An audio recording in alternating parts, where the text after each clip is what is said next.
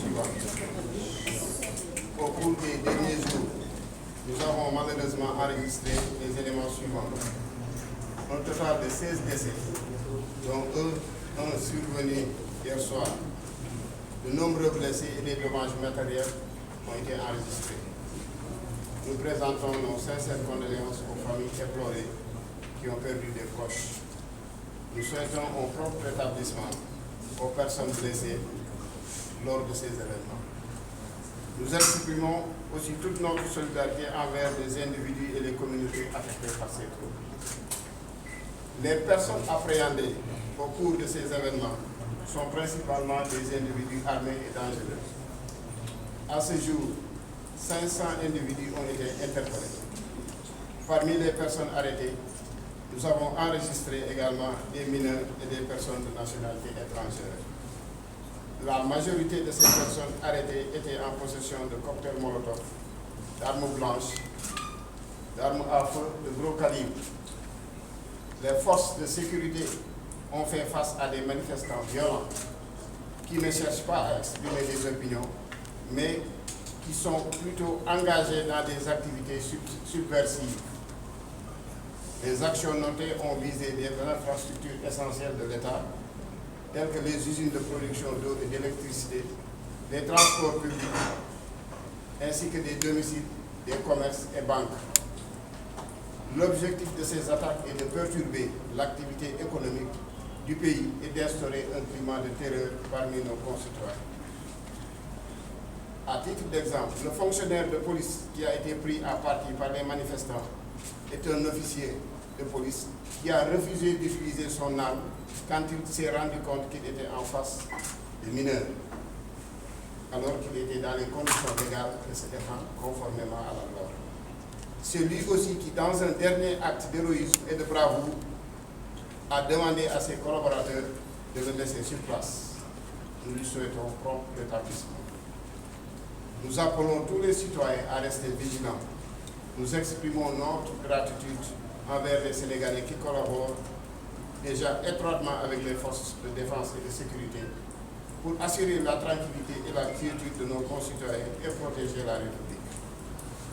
Nous les encourageons aussi à signaler toute activité suspecte ou toute présence inhabituelle aux forces de sécurité sur les numéros 17 pour la police nationale et 1, 2, 3 pour la gendarmerie nationale. Seules certaines zones ont été affectées sur le plan économique dans les deux régions que sont Dakar et Ziguinchor.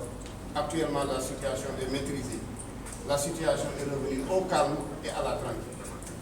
La police nationale est déterminée à assurer la sécurité des personnes et des biens et à faire respecter l'ordre public. Je vous remercie. Donc, images qui montrent des personnes détentrices d'armes à feu. Et on a bien fait tout à l'heure de préciser qu'il s'agit bien évidemment d'armes de guerre, détenues parfois par des profanes, qui peuvent, de par la non-maîtrise de l'arme, commettre des faits dommageables. De l'autre côté aussi, on a vu des personnes détentrices, bien évidemment, d'armes de guerre, mais dont la manière de manier ces armes atteste à suffisance qu'il s'agit de des personnes rompues à la tâche. Et ça, c'est suffisamment révélateur de ce qui a été révélé tout à l'heure dans le cadre des propos de M. le directeur de la sécurité publique, attestant de la présence de personnes qui soient mues par des intérêts autres que l'expression des opinions. C'est le lieu pour nous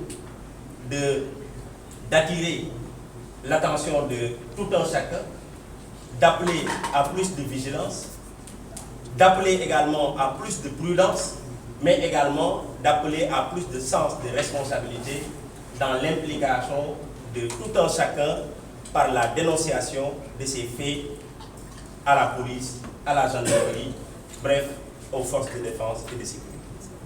Je disais tout à l'heure que les forces de défense et de sécurité sont les collaborateurs de la population.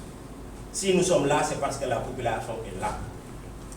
Donc nos missions, de jour comme de nuit, s'inscrivent à faire en sorte que les délinquants soient mis hors d'état de nuire, mais également que les honnêtes citoyens puissent vaquer tranquillement à leurs occupations. Mais la police à elle seule ne peut réussir cette mission. C'est pourquoi nous en appelons au sens des responsabilités et aux réflexes sécuritaires qui doivent être de mise dans ces contextes pour dénoncer les actes qui semblent poser des questions de sécurité dans les quartiers à la police pour qu'on puisse intervenir et faire le travail de sorte à les mettre hors d'état de nuire. Donc encore une fois, la police nationale réitère son engagement ferme à préserver l'ordre public et la paix sociale, mais encore une fois, cette préservation passe inéluctablement par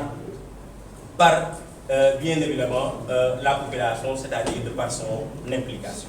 Alors, la police nationale le fait dans sa zone de compétence, mais bien évidemment, la gendarmerie nationale le fait dans sa zone de compétence. Nous avons une collaboration franche qui permet aujourd'hui de pouvoir nous mouvoir sur le terrain en parfaite harmonie, en parfaite collaboration, et tout ça pour le bien de l'ensemble de la population. Donc voilà un peu les quelques mots que nous avons voulu partager avec vous, en vous appelant encore une fois à plus de collaboration avec la police nationale, avec la gendarmerie nationale, bref, avec toutes les forces de défense et de sécurité. Je vous remercie.